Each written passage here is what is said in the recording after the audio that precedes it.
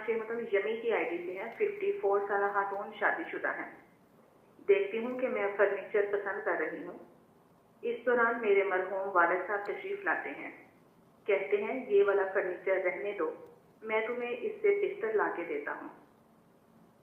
والد صاحب نے سفید کلر کا سوٹ پہنا ہے, سرخ اور سفید کلر کا رومال اوڑھا ہوا ہے. مجھے فرنیچر دکھانے ساتھ لے جاتے ہیں. پھر جب میں والد صاحب کی پسند کا فرنیچر دیکھتی ہوں تو وہ واقعی بہت مضبوط اور بہتر ہے.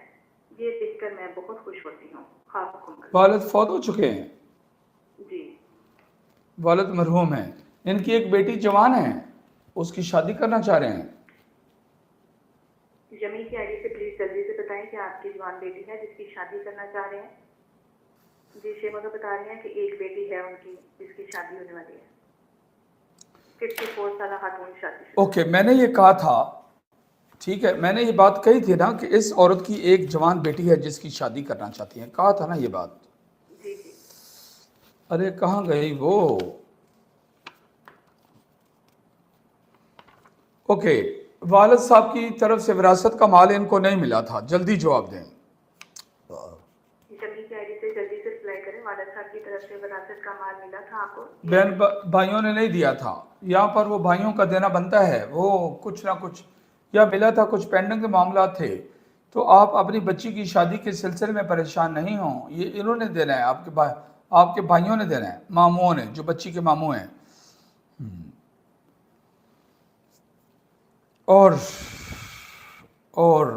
یہی سب کچھ آ رہا ہے اس کے اندر اپنی بیٹی کی شادی کے حوالے سے. اس کا مطلب ہے اس کی شادی قریب ہے, اس کے معاملات قریب ہیں.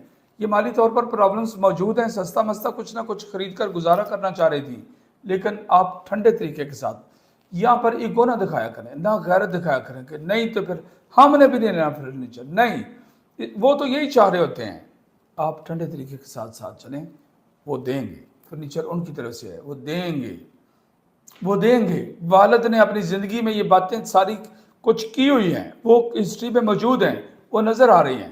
کچھ نہ کچھ اس طرح کے معاملات آپ کی بیٹی کے حوالے سے والد کی کوئی بات چیت موجود تھی یا ان کے ذہن میں موجود تھا یا کسی سے کہی ہوگی وغیرہ وغیرہ. کیا کہہ رہے ہیں؟ جی وراثت کے مال کا آپ ذکر کر رہے ہیں, وہ بتا رہی ہیں کہ جی نہیں دیا تھا. نہیں دیا تھا. تو یہ پرانی جو روایات ہیں جس میں وہ جو نہیں دیتے, جو ہندوانہ رسمیں چلتی آ رہی ہیں, اس کو کہتے ہیں پنجابی زبان میں نان کی شک کہتے ہیں.